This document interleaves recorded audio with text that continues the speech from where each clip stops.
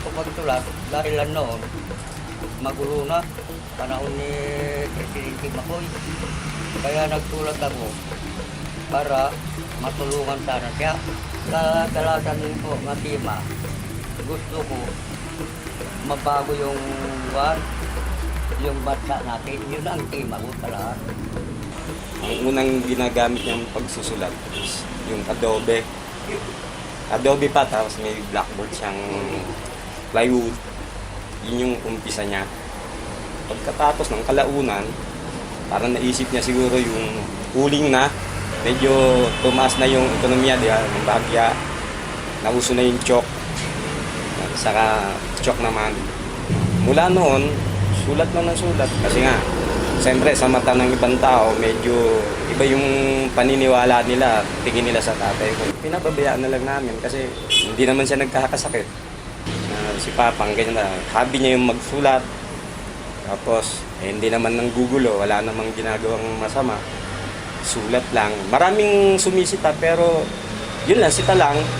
Pag nakakausap na si Papang, nababaliwala lahat yung mga sita-sita. Pinaliitan ko yung blackboard ko dahil wala na yung sinusulatan ko nga pader. Eh, sinita nga ako doon noon, nga bandal mo daw. Kaya nga ako, umalis ako, pumunta ako sa Maliit. Nung malipat kami rito, nakita niyo yung maliit na blackboard na yon, yung semento, dun na naman nagsulat. Kaya ayun, hanggang ngayon, yun na yung pinupunta niya.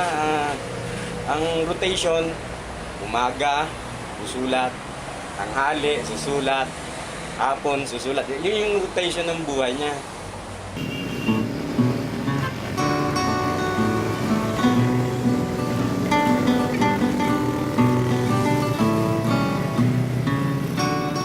Sinasabi natin noon, dapat naging professional lang si Papang kasi ang hilig niya magsulat eh.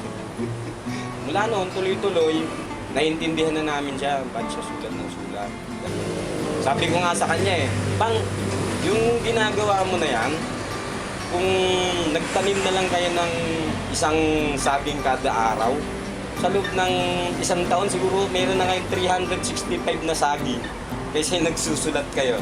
Yung ginaganon ko si Papang. Nakagisnan ko na si Papang tumasali siya sa mga Filipino Inventor Scientist exhibit. Kaya lang siguro hindi na bibigyan ng pagkakataon.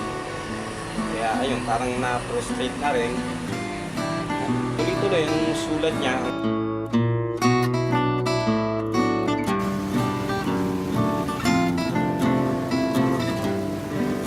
Napapagod ka ako. Pero ay ano, para kung yun ba, naging feeling, ituloy mo, parang ginagano.